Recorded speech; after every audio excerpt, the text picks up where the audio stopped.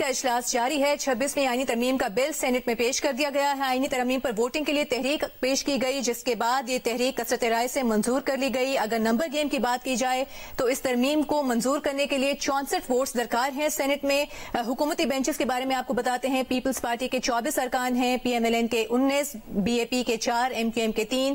حکومتی بینچز پہ آزاد ارکان کی تعداد 4 ہے، اور جے یو ایف اے جو اب اس بل میں حکومت کو سپورٹ کر رہی ہے، جے یو ایف اے کے ارکان کی تعداد 5 ہے، اور یہ کل ملا کر 59 بنتے ہیں ممبران۔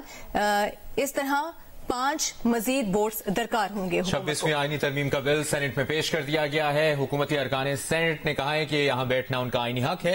رانا ثناء اللہ اور اٹارنی جنرل کو باہر بھیجا جائے۔ اپوزیشن کی جانب سے یہ مطالبہ کیا گیا تھا، جبکہ حکومتی ارکان سینٹ نے کہا کہ یہاں بیٹھنا ان کا آئینی حق ہے۔ آئینی ترمیم پر ووٹنگ کے لیے تحریک پیش کر دی گئی ہے۔ 26ویں آئینی ترمیم کا بل سینٹ میں پیش کر دیا گیا ہے، اور ایوان نے آئینی ترمیم پر ووٹنگ کی تحریک کثرت رائے سے منظور کر لی ہے۔ یہ اہم ترین اپڈیٹ۔ سینٹ کا اجلاس اس وقت جاری ہے۔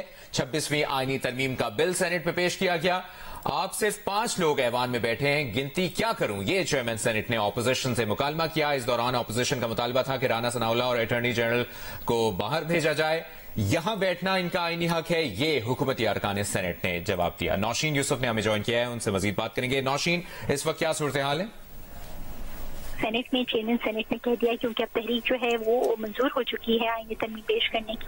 جس طرح اپوزیشن کی جانب سے کہا گیا کہ تحریک پیش کرنے پر بھی ووٹنگ کرائی جائے، لیکن اساتذہ نے کہا کہ جب فائنل ووٹنگ ہوگی تب وہ ڈویژنز کے ذریعے ہی ہوگی، اور اس کے بعد چیئرمین یوسف رضا گیلانی نے پارلیمنٹ ہاؤس کی اس وقت ساری لابیز اور گیلریز جو ہے وہ خالی کرا کے لاک کر دیے، دروازے لاک کر دیے گئے ہیں، جبکہ اب جو ممبران ہیں ان کو پورا کیا جا رہا ہے، وہ نشستوں پر آ رہے ہیں اپنی، اور اس وقت جو ہے اب سے کچھ دیر بعد جو ہے سینٹ میں جو آئینی ترامیم ہیں ان پر جو شک بار ووٹنگ ہے اس کا عمل شروع ہو جائے گا، اور اس وقت جو سینٹ کی گیلریز لابیز ہیں ان کو خالی کرایا جا رہا ہے۔ جی اچھا نوشین، نے بتائیے گا، آپ سے کچھ دیر پہلے بی این پی مینگل کے 2 سینیٹرز پہنچے تھے اور کچھ گفتگو بھی کی تھی انہوں نے، خاص طور پر سینیٹر قاسم رونجھو نے کچھ گفتگو کی تھی، اس بارے میں آپ ہمیں آگاہ کریں گی؟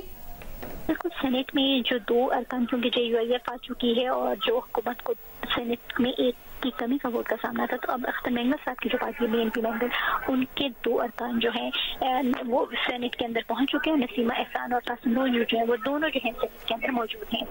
جی نوشین یوسف ہم اس بارے میں آگاہ کر رہی ہیں، بہت شکریہ آپ کا۔